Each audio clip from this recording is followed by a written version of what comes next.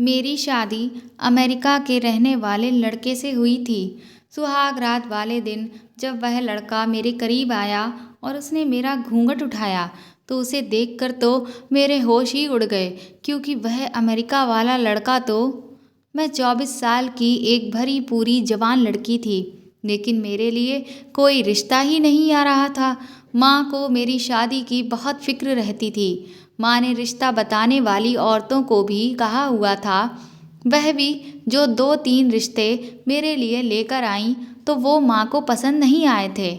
माँ ने उन रिश्तों के लिए इनकार कर दिया, क्योंकि उनमें से किसी की बीवी पहले मरी हुई थी तो कोई दूसरी शादी करना चाहता था। बेशक मैं बहुत ज़्यादा भला की खूबसूरत ना थी, लेकिन फिर भी दिखने में ठीक ठाक लगती थी। अब मैं ऐसी भी गई गुजरी नहीं थी कि माँ मेरी शादी किसी शादीशुदा इंसान से करने पर राजी हो जाती। मेरी भी यह ख्वाहिश थी कि मेरे लिए जिस भी लड़के का रिश्ता आए वह कुंवारा हो और अमीर हो, और साथ ही मेरी उम्र का हो या फिर मुझसे 2-3 साल बड़ा हो। मेरा नाम सुनैना है और मैं एक लोअर मिडिल क्लास फैमिली से आती हूँ। जब से मैंने होश संभाला था अपने घर में मैं गरीबी ही देखती आई थी। अभी भी हमारे हालात वैसे ही थे जैसे पहले थे। इसकी वजह यह थी कि मेरे कोई भी भाई नहीं था। मैं सिर्फ 2 बहनें ही थी, जिनमें से मैं बड़ी थी और मेरी छोटी बहन मुझसे 3 साल छोटी थी। मेरे माँ बाप दोनों बहुत अच्छे इंसान थे। उन्होंने कभी भी ऊपर वाले से शिकायत नहीं की कि हम इतनी गरीबी में क्यों हैं। जैसी हमारी ज़िंदगी चल रही थी उसी में वह बहुत खुश थे। हम बहनें भी अपने माँ बाप पर ही गई हुई थीं। हमें जो भी खाने को पहनने को मिल जाता हम उसी में भगवान का शुक्रिया अदा करते। मेरी उम्र उस वक्त 12 साल की थी जब माँ ने अपनी कमाई से हम दोनों बहनों के लिए दहेज जोड़ना शुरू कर दिया था। वह हमारी उसी उम्र से हमारे दहेज के लिए थोड़ी थोड़ी चीज़ें खरीद कर रखने लगी थीं। जो चीज़ पहले 1,000 की थी वह चीज़ अब 10,000 से भी ऊपर की मिल रही थी।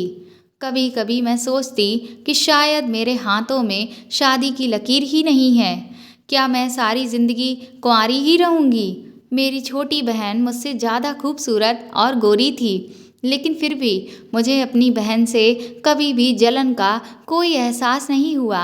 हम दोनों बहनों ने सिर्फ इंटर तक की पढ़ाई कर रखी थी। गरीबी के कारण आगे की पढ़ाई करना बहुत मुश्किल हो गया था, इसलिए हम दोनों बहनें इंटर करने के बाद घर बैठ गईं। आस पड़ोस की औरतें भी यह कहने लगीं कि बेटियों को ज़्यादा पढ़ाने लिखाने की आखिर ज़रूरत ही क्या है, करना तो इन्हें चूल्हा चौका ही है, तो फिर पढ़ाई के लिए पैसा बर्बाद करने का कोई फ़ायदा नहीं है। मुझे उन लोगों की यह सारी बातें बहुत बुरी लगती थीं, लेकिन फिर भी मैं सब्र कर जाती थी, क्योंकि कहते हैं ना कि जितने मुंह उतनी बातें, और वैसे भी कोई किसी की जुबान तो बंद नहीं कर सकता है। जैसे जैसे दिन गुजरते जा रहे थे मेरी माँ की परेशानी बढ़ती ही जा रही थी। उन्हें छोटी बहन की भी फिक्र हो रही थी। उनका कहना था कि जब तक मेरी शादी नहीं हो जाती तो वह छोटी बहन की शादी कैसे करेंगी। लेकिन फिर मैंने अपनी माँ से एक दिन कहा कि माँ, अगर छोटी के लिए कोई अच्छा रिश्ता आता है तो तुम देर मत करना, उसकी शादी कर देना, क्योंकि जब मेरे नसीब में शादी लिखी होगी तब मेरी भी शादी हो जाएगी। माँ मेरी बात से बहुत ज़्यादा दुखी हो गई। मैं जानती थी कि माँ को किस बात का दुख है। हालांकि हमारे पहचान में भी कई सारे लड़के कुंवारे थे, लेकिन कोई भी हमसे शादी करने के लिए तैयार नहीं था, क्योंकि वह लोग बहुत ज़्यादा अमीर थे। लेकिन वह पैसों से जितने अमीर थे दिल से उतने ही गरीब थे। हमारे कुछ रिश्तेदार तो ऐसे थे कि हमें अपनी शादियों तक में नहीं बुलाते थे, क्योंकि हम गरीब जो ठहरे थे। मैंने भी सोच लिया था कि अब कहीं से भी मेरे घर अगर शादी का कार्ड आया तो मैं कभी भी नहीं जाऊंगी, भले ही मेरे घर से मम्मी पापा और छोटी क्यों ना चले जाएं, क्योंकि मुझे ऐसे रिश्तेदारों से नफ़रत हो गई थी जो अपने से कम हैसियत के रिश्तेदारों को बुरी तरह से नज़रअंदाज कर देते थे। लेकिन मेरी माँ अक्सर मेरे उन रिश्तेदारों का जिक्र लेकर बैठ जाती थी, जिससे मैं और भी ज़्यादा चिढ़ जाती थी। लेकिन मैंने अपने नसीब को भगवान के हवाले कर दिया था। बस यही दुआ करती रहती थी कि काश हम बहनों की ज़िंदगी भी कुछ बेहतर हो जाए। एक दिन जब पापा काम पर चले गए और माँ भी अपने काम पर जाने की तैयारी कर रही थी, माँ घरों में खाना बनाने का काम करती थीं। उसी दौरान दरवाजे पर दस्तक हुई। जब मैंने जाकर दरवाज़ा खोला तो बाहर पड़ोस में रहने वाला एक 50 साल का बूढ़ा खड़ा था। वह अकेला ही रहता था। मैंने उससे पूछा, हाँ चाचा, बताइए क्या बात है, आप क्यों आए हैं? उस बूढ़े आदमी को मेरा चाचा कहना बुरा लग गया। उसने बड़ा मुंह बनाते हुए मुझसे कहा, देख लड़की, मुझे चाचा मत कह, मैं तेरा चाचा वाचा नहीं हूँ। यह बात आज से याद रखना। चाचा मामा यह सब सगे रिश्ते होते हैं, बाकी सब तो गैर होते हैं। मुझे उसकी यह बात बड़ी ही अजीब सी लगी। हालांकि वह मेरे पापा की उम्र के बराबर था, तो मैंने सोचा कि अगर मैं इसे चाचा ना कहूँ तो फिर मैं क्या कहती। मैंने कहा, अच्छा ठीक है, तुम बताओ तुम यहाँ क्यों आए हो? क्योंकि पापा तो घर पर है नहीं, अभी अभी वह काम पर निकल गए हैं। तो वह बूढ़ा बोला, मुझे तुम्हारी माँ से मिलना है। जब मेरी माँ ने उस बूढ़े को देखा तो मेरी माँ को बहुत ज़्यादा हैरत हुई कि यह बूढ़ा हमसे यहाँ मिलने के लिए क्यों आया है।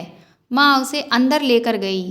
वह बूढ़ा एक चारपाई पर बैठ गया और माँ ने मुझे चाय बनाने के लिए बोल दिया। वह बूढ़ा आज हमारे घर पहली बार आया था। उसे हमारे मोहल्ले में रहते हुए कम से कम 1 साल हो गया था। वह अकेला ही रहता था। उसका कोई बीवी बच्चा नहीं था। वह क्या करता था, कैसे गुजर बसर करता था, कभी किसी ने उससे पूछने की ज़रूरत महसूस नहीं की थी, क्योंकि वह बहुत ही कम लोगों से मिलता जुलता और बात करता था। मैं चाय बनाकर वहीं पर ले आई और मेज पर रखकर एक नज़र बूढ़े पर डाली और वहाँ से चली गई। थोड़ी देर के बाद बूढ़ा भी वहाँ से चला गया। मैंने माँ से पूछा कि यह यहाँ क्यों आया था। माँ थोड़ी देर के लिए चुप रही, फिर कहने लगी, वह तुम्हारे लिए रिश्ता लेकर आया था। माँ की यह बात सुनकर तो मैं चौंक गई। मैंने कहा, मेरे लिए रिश्ता लेकर आया था? माँ बोली, हाँ, वह अपने बेटे का रिश्ता लेकर आया था, लेकिन वह तो अकेला रहता है। माँ ने सिर हिलाते हुए कहा, मैंने भी यही सवाल उनसे किया तो वह बता रहा था कि उसका एक बेटा है जो अमेरिका में रहता है। उसकी बीवी का देहांत तो बहुत पहले हो चुका था। उसका बेटा वहाँ पढ़ने गया था और पढ़ाई ख़त्म करने के बाद उसकी वहीं पर नौकरी लग गई है। वह एक बहुत बड़े ओहदे पर काम करता है और बहुत पैसे वाला है। अमेरिका का नाम सुनकर तो मेरे अंदर लड्डू फूटने लगे। मुझे तो ऐसा लगा कि जैसे अब मेरा नसीब खुल गया है। शायद भगवान इतने दिनों से मुझे शादी के लिए इसीलिए तरसा रहा था, क्योंकि मेरा दूल्हा तो अमेरिका में रह रहा था। मैंने सोचा, जब मेरे रिश्तेदारों को पता चलेगा कि मेरे लिए तो अमेरिका में रहने वाले लड़के का रिश्ता आया है, तो वह तो जल भुनकर खाक हो जाएंगे। मैंने कहा, माँ, फिर तुमने उनकी बात का क्या जवाब दिया? माँ ने कहा, मैंने अभी उसे कोई जवाब नहीं दिया है, लेकिन मैं बहुत ज़्यादा खुश थी इस रिश्ते से, क्योंकि ऐसा रिश्ता पाकर तो मैं सबसे खुशनसीब बन जाती। अब तो मेरे पैर ज़मीन पर ही नहीं टिक रहे थे। मेरी बहन मुझसे बोली, दीदी, शादी के बाद अमेरिका जाकर हमें भूल ना जाना, वरना मैं तुमसे कभी भी बात नहीं करूँगी। मैंने छोटी की बात पर हंसकर कहा, अरे पगली, मैं तुम सबको कैसे भूल सकती हूँ? और अगर ऊपर वाले ने चाहा तो तेरे लिए भी मैं वहीं अमेरिका में कोई अच्छा सा लड़का ढूंढ कर तेरी भी शादी करवा दूंगी। फिर तू और मैं सारी ज़िंदगी वहाँ पर ऐश करेंगे। अब मुझे इस बात का इंतज़ार रहने लगा कि किसी भी तरह से उस बूढ़े के लड़के से मेरा रिश्ता तय हो जाए और मेरा भी घर बस जाए। फिर एक दिन वह बूढ़ा जब मेरे घर आया तो उस वक्त पापा घर पर ही थे। पापा ने उससे कहा कि देखो भाई, हम ऐसे शादी नहीं कर सकते, पहले मुझे तुम अपने बेटे की तस्वीर दिखाओ। इस बात पर बूढ़ा थोड़ा शांत हो गया और कहने लगा, मेरे पास मेरे बेटे की कोई तस्वीर नहीं है, क्योंकि जो तस्वीर थी वह तो खो गई है। तुम एक बार रिश्ता पक्का कर दो, जब मेरा बेटा अमेरिका से आएगा तो तुम लोग उससे मिल लेना। मेरे मम्मी पापा बहुत सीधे थे। मेरी माँ ने उस बूढ़े से कहा, आज का दौर तो बहुत आगे निकल चुका है। हर कोई आजकल व्हाट्सएप यूज कर रहा है, तो तुम व्हाट्सएप पर ही उसकी कोई तस्वीर क्यों नहीं मंगवा लेते। मुझे भी अपनी माँ की यह बात बिल्कुल ठीक लगी। लेकिन बूढ़ा कहने लगा कि मेरे पास कोई मोबाइल फ़ोन ही नहीं है, मैं किसी फ़ोन का इस्तेमाल नहीं करता। इसलिए उसने कहा कि मैं घर पर उसकी कोई तस्वीर ढूंढ लूँगा। फिर 2 दिन के बाद वह दोबारा जब मेरे घर वापस आया तो एक तस्वीर लेकर आया और बोला कि यह तस्वीर मुझे अपने घर में दराज के अंदर दबी हुई मिली। मेरे पापा ने तस्वीर को देखा। लड़का तो बहुत अच्छा था, शक्ल सूरत भी उस बूढ़े से काफ़ी मिलती थी। पापा ने कुछ दिन सोच विचार करने के लिए उस बूढ़े से मांगे, क्योंकि वे जल्दबाजी में कोई भी गलत कदम नहीं उठाना चाहते थे। माँ ने उस बूढ़े के बेटे की तस्वीर अपने पास रख ली और फिर मुझे भी दिखा दी। मुझे भी वह लड़का पहली ही नज़र में पसंद आ गया था। मैं उसके बेटे के साथ अमेरिका जाने के ख्वाब देखने लगी थी। मम्मी पापा रोज़ाना मेरे रिश्ते के बारे में बातें करते, लेकिन वह किसी भी नतीजे पर नहीं पहुंचते। एक दिन बूढ़ा आया और कहने लगा कि मेरे बेटे से बात हुई थी। वह जिस कंपनी में काम करता है उसे वहाँ से छुट्टी नहीं मिल रही है, लेकिन उसने कहा है कि वह तुम्हारी बेटी से टेलीफोन पर शादी कर लेगा। पापा उसकी इस बात पर किसी भी तरह से राजी नहीं हुए। पापा ने कहा, लड़के को अमेरिका से पहले यहाँ आना होगा, तभी वो मेरी शादी उसके बेटे से करने के लिए तैयार होंगे। उसके बाद वह बूढ़ा परेशान होकर जाते जाते बोला, अच्छा ठीक है, मैं एक बार फिर से उससे बात करता हूँ। मैंने हर बार यह देखा था कि अपने बेटे के आने वाली बात पर वह बूढ़ा पता नहीं क्यों लेकिन थोड़ा घबरा जाता था। अब तो मैं हर रोज़ भगवान से दुआ करने लगी कि भगवान अब सब कुछ अच्छा हो जाए, क्योंकि मैं इस रिश्ते के लिए दिलो जान से राजी थी और इस रिश्ते को किसी भी तरह से गंवाना नहीं चाहती थी, क्योंकि लड़का बहुत ज़्यादा अमीर था और अमेरिका में नौकरी करता था और शादी के बाद वह लड़का मुझे भी अपने साथ अमेरिका लेकर जाता। 2 दिन के बाद बूढ़ा एक बार फिर रिश्ते के सिलसिले में पापा की राय जानने के लिए आया, तो पापा ने हाँ कर दी, क्योंकि वह भी इतने अमीर लड़के का रिश्ता अपने हाथ से जाने नहीं देना चाहते थे। लेकिन उन्होंने भी एक शर्त उस बूढ़े के सामने रख दी कि जब उसका बेटा अमेरिका से आएगा वह तभी शादी करेंगे। फिर कुछ दिनों के बाद बूढ़े ने आकर बताया कि 1 हफ्ते के बाद उसका बेटा आ रहा है, बस कुछ दिनों के लिए, क्योंकि उसे बड़ी मुश्किल से छुट्टियां मिली हैं। अब मेरी शादी की तारीख तय कर दी गई। मेरी शादी उसी दिन हो रही थी जिस दिन उसका बेटा अमेरिका से आ रहा था। बूढ़े ने कहा कि शादी हमें बहुत सादगी से करनी है, क्योंकि उसको बहुत ज़्यादा भीड़ भाड़ पसंद नहीं है। हमने भी शादी की तैयारी शुरू कर दी। माँ का तो खुशी के मारे कोई ठिकाना ही नहीं था। माँ ने जब मोहल्ले के लोगों को बताया कि मेरी बेटी की शादी बूढ़े के अमेरिका में रहने वाले बेटे से हो रही है, तो सब मेरी किस्मत से जलन खाने लगे। माँ ने शादी में ज़्यादा लोगों को नहीं बुलाया, बस चंद मोहल्ले और घर वाले लोग ही शामिल हुए थे।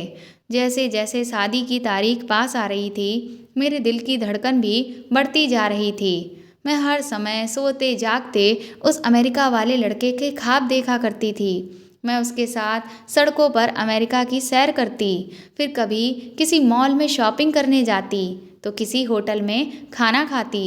मैं ख्वाबों की दुनिया में चली गई थी। और इधर जो मेरी छोटी बहन थी, वह तो लगातार बस यही रट लगाए हुए थी कि अमेरिका जाकर हमें भूल ना जाना। आखिरकार मेरी ज़िंदगी में भी वह दिन आ गया जिसका ख्वाब हर लड़की देखा करती है, मेरी शादी का दिन। मगर उस दिन बूढ़े ने बताया कि उसके बेटे से बात हुई है, वह अभी तक अमेरिका में ही है। ये बात सुनकर तो मेरे घर वाले बहुत परेशान हो गए। बूढ़ा भी बहुत परेशान था। वह बार बार अपने बेटे अजय को फ़ोन मिला रहा था, लेकिन उसका नंबर बंद जा रहा था। इस सब में हर कोई इतना परेशान हो गया कि क्या बताएं। उस बूढ़े की भी हालत बहुत ज़्यादा खराब हो गई और उसे डॉक्टर को दिखाकर आराम करने के लिए उसके घर भेज दिया गया। लेकिन कुछ देर बाद बूढ़े ने खबर भिजवाई कि उसका बेटा आ चुका है। थोड़ी देर बाद मैंने अपने दूल्हे को देखा, जो पंडित के साथ चलकर आ रहा था। वह सेहरा बांधे हुए था। अपने दूल्हे को देखकर मैं खुशी से फूली ही नहीं समा रही थी। मैं अपने दूल्हे का दीदार करना चाह रही थी, लेकिन पंडित जी ने कहा कि दरअसल कोई भी दूल्हे का सेहरा ना उठाए, क्योंकि अगर दूल्हे का सेहरा उठाकर किसी ने भी शादी से पहले उसका चेहरा देखा तो बहुत बड़ा अपशगुन हो जाएगा। जिस वजह से दूल्हे का सेहरा उठाया ही नहीं गया और फिर मेरी और अजय की शादी हो गई और मैं अजय के साथ विदा हो गई। हमारा घर तो वैसे भी बहुत ही पास था, इसलिए मुझे गाड़ी में बिठाकर सभी लोग तुरंत ही चले गए। मैं भी अपने पति अजय के साथ उसके घर आ गई और फिर मुझे सुहाग की सेज पर बिठा दिया गया। अब सभी लोग जा चुके थे और मैं अपनी सुहाग रात को अपने पति का बेसब्री से इंतज़ार करने लगी, लेकिन बहुत देर तक वह आया ही नहीं। तो मेरी जरा सी आँख लग गई। तभी मुझे अचानक से कुछ आहट महसूस हुई तो मेरी आँख खुली। मैंने जल्दी से अपना घूंघट ओढ़ लिया और अजय को देखने के लिए बेताब हो गई। मेरा दिल जोर जोर से धड़क रहा था, जैसे कि निकलकर अभी बाहर ही आ जाएगा। इतने में अजय अंदर आए और मेरे पास आकर बैठ गए और फिर कुछ लम्हे गुजरने के बाद उन्होंने धीरे से मेरा घूंघट उठाया। मैं तो शर्म के मारे अपनी नज़रें उठा ही नहीं पा रही थी। फिर उन्होंने मुझसे कहा, तुम बहुत प्यारी और खूबसूरत लग रही हो सुनैना। मैं अचानक से भौचक्की सी रह गई। जब यह आवाज़ मेरे कानों में पड़ी तो चौंकते हुए मैंने अपनी नज़रें उठाईं और अपने सामने बैठे शख्स को देखकर तो मेरी जान ही निकल गई, क्योंकि मेरे सामने मेरा पति अजय नहीं बल्कि मेरा ससुर ही बैठा हुआ था और उसी ने मेरा घूंघट उठाया था। उसे देखकर मुझे बहुत गुस्सा आ गया और मैंने उसका हाथ झटक दिया। मैंने कहा, यह क्या बदतमीजी है चाचा, मैं तो तुम्हारे बेटे की अमानत हूँ। मेरा ससुर हैरान होकर बोला, अरे भला मैं तुमसे क्यों बदतमीजी करूँगा, और तुम मुझे अब चाचा मत कहो, मैं तुम्हारा चाचा नहीं हूँ। और तुम किस बेटे की बात कर रही हो? मेरा कोई बेटा नहीं है। जब मेरी कभी शादी ही नहीं हुई तो मेरा बेटा कहाँ से पैदा हो गया? मेरे ससुर की बात सुनकर तो मेरा दिल बैठने लगा। मैंने लड़खड़ाते हुए शब्दों से पूछा, चाचा मैं तुम्हारे बेटे अजय की बात कर रही हूँ, जिससे मेरी शादी हुई है, वह जो अमेरिका से आया है। मेरी इस बात पर वह बूढ़ा शैतानी हंसी हंसने लगा और बड़ी ही मक्कारी से बोला, देखो सुनैना, मैं तुम्हें अभी बता चुका हूँ कि मेरा कोई बेटा नहीं है। तुम्हारी शादी जिस अजय से हुई है वह और कोई नहीं बल्कि मैं ही था। मैं ही तुम्हारा पति हूँ और तुम मेरी अब बीवी हो। यह सुनकर तो मुझे ऐसा लगा जैसे किसी ने मेरे कानों में तेजाब डाल दिया हो। मैं हैरानी भरी निगाहों से उसकी तरफ देखती रह गई, जो मेरे बाप की उम्र का था, और उसने मुझे धोखा देकर मुझसे शादी कर ली। उसने बताया कि उसका नाम अजय है, ना कि उसके बेटे का।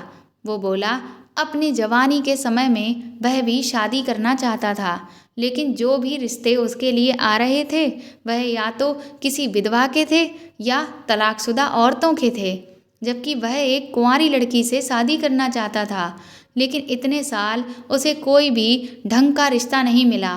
फिर जब उसने देखा कि इधर मेरे लिए भी रिश्ते तलाश किए जा रहे हैं, लेकिन मुझे भी कोई रिश्ता नहीं मिल रहा, तो उसकी नज़र मुझ पर पड़ी। वह बोला कि मैंने देखा कि तुम्हारे माँ बाप तो बेहद मासूम और सीधे हैं, इसलिए मुझे यकीन हो गया कि अगर मैं जरा सी चालाकी करूं तो तुम्हारे माँ बाप को मैं धोखे में ले सकता हूं। और फिर मैंने एक चाल चली और तुम्हारे माँ बाप को ये बताया कि मेरा बेटा अमेरिका में रहता है। तुम्हारी माँ अमेरिका का नाम सुनकर लालच में आ गई और अमीर दामाद का रिश्ता सोचकर वह इस रिश्ते के लिए राजी हो गई और देखो आज हमारी शादी भी हो गई है। इतना कहने के बाद उस बूढ़े के चेहरे पर एक बार फिर मक्कारी वाली हंसी फैल गई। मैं बिना पल के झपकाए भौचक्की सी उसकी सारी बातें सुनती रही। मैंने कहा, फिर वह जो लड़का सहरे में आया था तो वह बोला कि वह मैं ही था। मैंने पंडित को कुछ पैसे दे दिए थे और अपना चेहरा सहरे से ढक लिया था और उससे कह दिया था कि सबको बोल देना कि अगर किसी ने भी मेरा सेहरा उठाया तो बहुत बड़ा अपशगुन हो जाएगा। मैंने कहा, और वह जो तस्वीर तुमने अपने बेटे की दिखाई थी? तो वह बोला कि वह तस्वीर मेरे बेटे की नहीं बल्कि मेरी ही जवानी के समय की तस्वीर थी। मैं यही सोचने लगी कि यह कितना बड़ा धोखेबाज इंसान है। इसने मेरी गरीबी और सादगी का फ़ायदा उठाया। मुझे अपने माँ बाप की सादगी पर भी बहुत अफसोस हो रहा था कि उन्होंने इस बूढ़े पर इतना विश्वास कर लिया और कोई भी ठीक से छानबीन नहीं की, सिर्फ उस आदमी की बातों पर यकीन कर लिया और मेरा रिश्ता तय कर दिया। उस रात मैं बहुत रोई क्योंकि मेरे सारे सपने टूट चुके थे। अगले दिन सुबह उठकर मैं सीधे अपने मम्मी पापा के घर गई और उन्हें सब कुछ बता दिया और मैंने यह फैसला कर लिया था कि अब मैं उस बूढ़े के साथ बिल्कुल भी नहीं रहूँगी। मेरे मम्मी पापा ने मुझसे कहा कि तुम अब जो तुम्हारी किस्मत है उसका लिखा मंजूर कर लो, लेकिन मैं उनके इस फैसले के खिलाफ खड़ी हो गई और मैंने उस बूढ़े को तलाक दे दिया। उसके बाद मैंने अपने पैरों पर खड़े होने की ठान ली, इसलिए मैंने बाहर काम करना शुरू कर दिया, जिससे मुझे जो भी कमाई हो रही थी उससे मैंने अपनी पढ़ाई दोबारा से शुरू कर दी। आज भी मेरी माँ मेरे लिए अच्छे रिश्ते की तलाश कर रही है। दोस्तों, अपनी बेटी के लिए जब भी कहीं रिश्ता देखें तो सबसे पहले लड़के के बारे में सही से छानबीन कर लेनी चाहिए। बेटी के रिश्ते में कभी भी जल्दबाजी नहीं करनी चाहिए, क्योंकि आज की दुनिया हर समय एक झूठ का मुखौटा ओढ़े घूमती रहती है। शुरू शुरू में तो लोग बहुत अच्छे लग रहे होते हैं, लेकिन बाद में वह कुछ और ही निकलते हैं। तो दोस्तों, आपको यह कहानी कैसी लगी हमें कमेंट करके ज़रूर बताएं और प्लीज़ इस कहानी को ज़्यादा से ज़्यादा शेयर और लाइक करें और अगर आप मेरे चैनल पर नए हैं तो सब्सक्राइब करके बेल आइकन को ज़रूर दबा दें। Thank you.